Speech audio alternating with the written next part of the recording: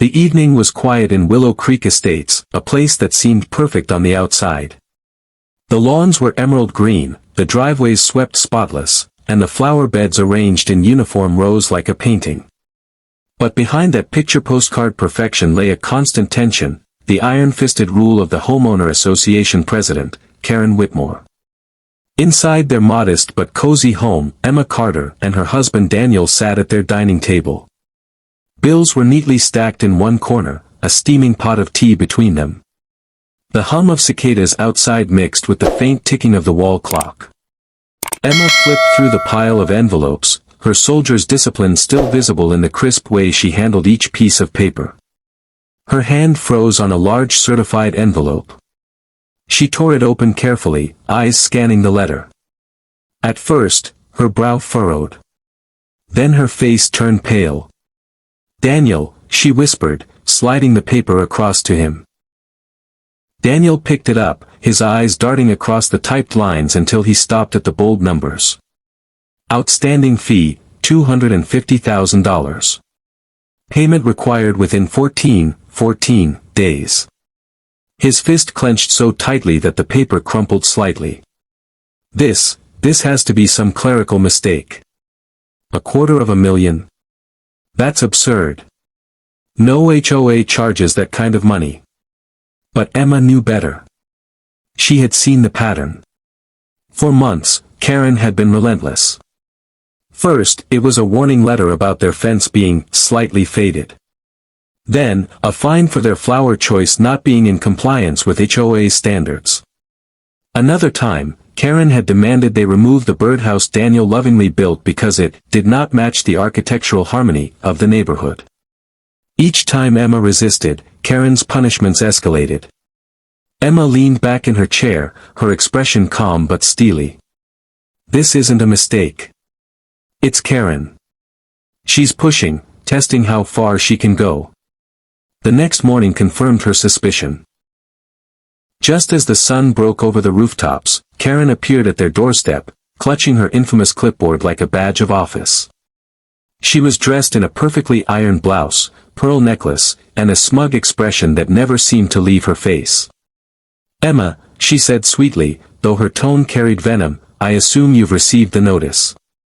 The board voted unanimously. You owe $250,000.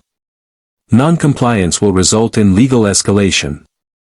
Daniel stepped forward, unable to hide his anger. "That's nonsense, Karen. We've paid every legitimate fee. This is harassment." Karen raised her chin, unbothered. "It's not harassment, Mr. Carter. It's called community standards. If you can't handle them, perhaps this neighborhood isn't for you. Either pay the fine or face consequences." Emma stood in the doorway, her posture straight, almost military. Her voice was calm but carried authority. "Karen, this is extortion. We will not pay you a dime."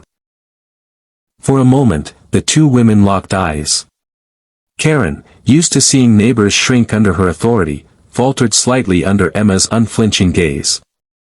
But her pride quickly rallied. "Fine," Karen snapped. "If you won't listen to reason, I'll call the police. Let's see how they feel about your refusal to obey lawful HOA orders." She turned on her heel, pulling out her phone with dramatic flair, speaking loudly enough for half the neighborhood to hear. "Yes, officer. This is Karen Whitmore, president of the Willow Creek HOA. We have a dangerous family here refusing lawful directives and disrupting community peace. Please send someone immediately." Daniel shook his head in disbelief. "Unbelievable. She's twisting everything." Emma placed a calming hand on his arm. "Let her. Some battles are won by letting the enemy expose themselves." Within 15 minutes, the wail of a siren cut through the peaceful morning. A police cruiser pulled into the cul-de-sac. Neighbors peeked from behind curtains, some stepping onto porches, eager for drama. Karen marched toward the cruiser, waving her clipboard like a general on a battlefield. "Officer," she cried, pointing dramatically at Emma and Daniel. "There they are. Arrest them at once." They are refusing to pay legally mandated HOA fines. They're a menace to our community. The officer, a broad-shouldered man in his 40s, stepped out of the vehicle. His eyes shifted to Emma. He froze. His posture straightened. His eyes widened with recognition, as if he were seeing not just a woman in casual clothes, but someone he deeply respected. He gave a sharp salute, his voice firm, carrying the weight of absolute respect. "Yes, General." A hush fell over the entire street. Karen's triumphant expression melted into confusion, then disbelief. She stuttered, "Gee, General. What are you? What is this?" Emma simply held the officer's gaze, her face calm, betraying nothing yet. The neighbors whispered, shock rippling through the crowd. Daniel's lips curved into the faintest smile, knowing that the tide had just turned. For the first time, Karen's power didn't feel so absolute. The silence that followed the officer's salute was deafening. For a long moment, the only sound was the faint rustle of leaves in the morning breeze. Karen stood frozen, her mouth half open, as though her brain had short-circuited. The neighbors, who had gathered on lawns and porches, looked at Emma in a new light. "General?" Karen finally croaked, her voice thin and trembling. What on earth is he talking about?" The officer lowered his salute, but his tone remained respectful. "This woman," he said firmly, "is Major General Emma Carter, U.S. Army, retired. She served this nation for more than 25 years with honor. I know her face, her reputation, and her record. She is one of the finest leaders this country has produced." Gasps rippled through the crowd.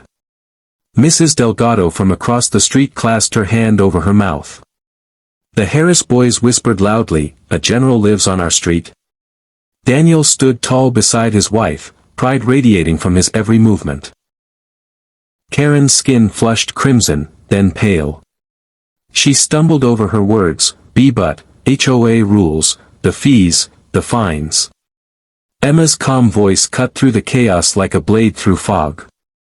"No HOA can extort its residents for $250,000. That's not community governance. That's abuse of power." Her words carried weight, not just because of her title, but because of the unshakable authority in her tone. She didn't shout. She didn't need to. Years of command had trained her voice to cut through noise without raising an octave. The officer turned toward Karen, his jaw tight. "Ma'am, I've seen some outrageous calls in my years of service, but this borders on fraud. If you've been imposing unlawful fines, you could be facing serious consequences." Karen sputtered. I was just enforcing rules. Community standards must be maintained."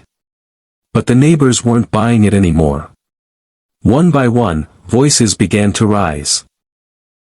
"She fined me $200 because my lawn chairs weren't aesthetically pleasing," Mr. Grant shouted from his porch.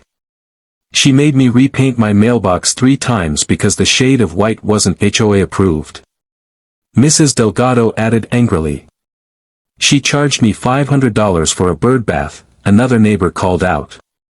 Karen's head whipped around, eyes wide. The crowd was turning on her, their murmurs growing louder, braver. For years, they had endured her tyranny in silence, each one too afraid to stand up alone.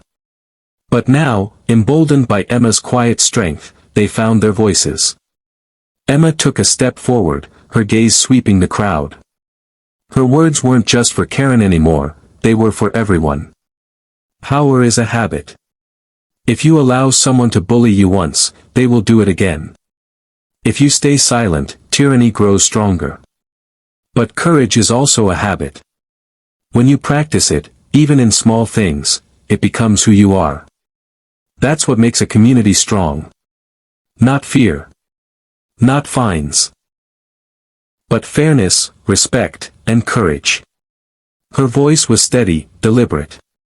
Each sentence landed like a hammer on an anvil. The neighbors nodded, murmuring their agreement. A few even clapped quietly, their fear of Karen evaporating like mist under the morning sun. The officer straightened. If anyone else has been wrongly fined, come down to the station. We'll be opening an investigation into the HOA's financial practices. And let me make this clear, fraud is a criminal offense. Karen's clipboard slipped from her hand, crashing onto the pavement. The sound was sharp, final, like the closing of a door. She stammered, You can't do this to me.